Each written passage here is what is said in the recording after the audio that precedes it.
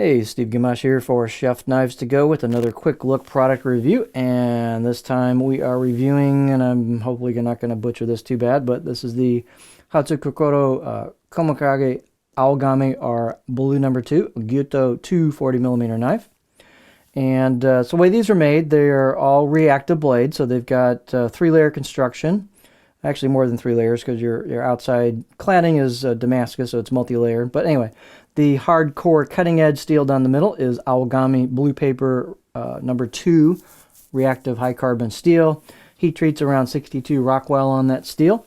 The construction on the outside of that is multiple layers of soft iron cladding. And you can see those layers there in a pattern. Sometimes that's called suminagashi for layers of paper or Damascus. They've got what's known as a kudauchi or blacksmith protective finish on it, and the finish on these is actually really neat. It's kind of bluish gunmetal blue. It's not like pure black, depending on the lighting you're in, especially in daylight. I'm in tungsten lighting here, but very interesting blade. You can see a very kind of pointed spear tip style to it. Let's get to some of the details here. So the blade is all reactive, so you do not want to let it sit wet. Use it, dry it thoroughly, put it away.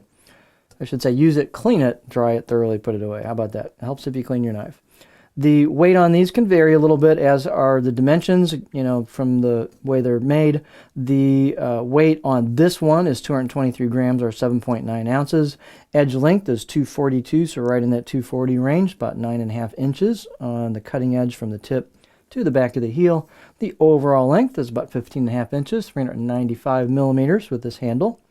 And the spine thickness, these are stiff blades. They've got a fairly thick spine coming out of the back, so this is about 3.7 millimeters thick at the back above the heel, and I measured about halfway down the blade and got about 2.8.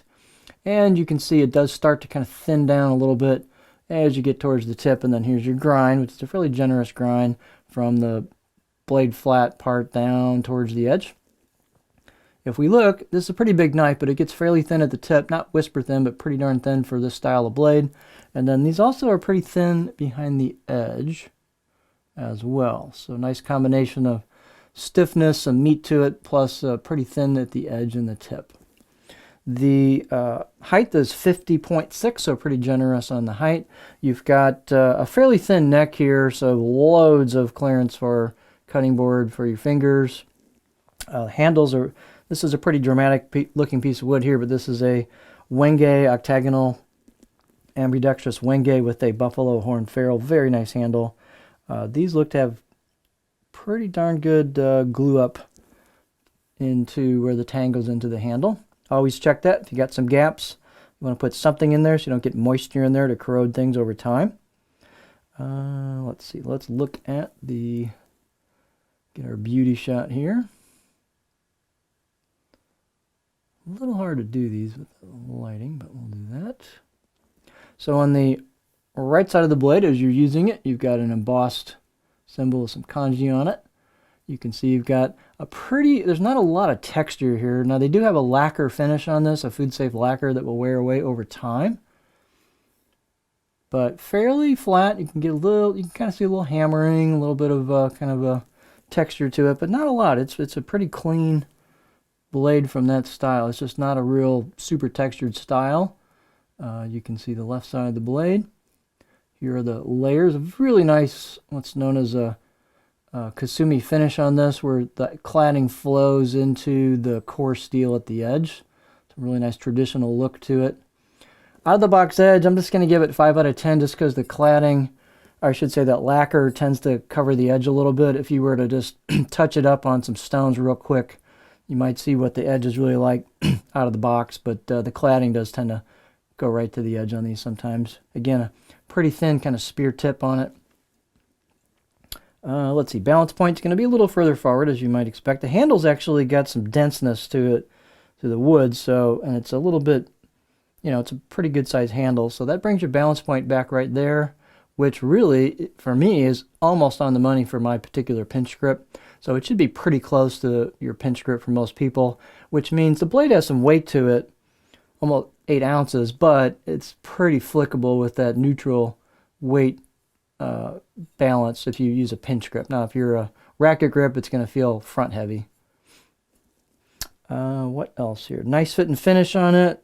They've done some work on the spine. They've done a little bit of pretty fair amount of work shaping the choil and the back of the blade into the neck here. So it's ready to roll out of the box from a fit and finish standpoint.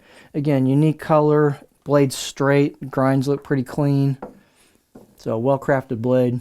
Let's look at the cutting board profile, and you'll see this has a nice flat spot. This flows into a stop. It's a hard stop, boom, but it's smooth going in there. So it flows into a stop right here. You've got a good flat spot in that back, 40% of the blade. So loads of chopping area back there. The tip is not super high in relation to the center line. Let's see where we get. So I'm digging that tip in right about there. I'm not getting real high on that.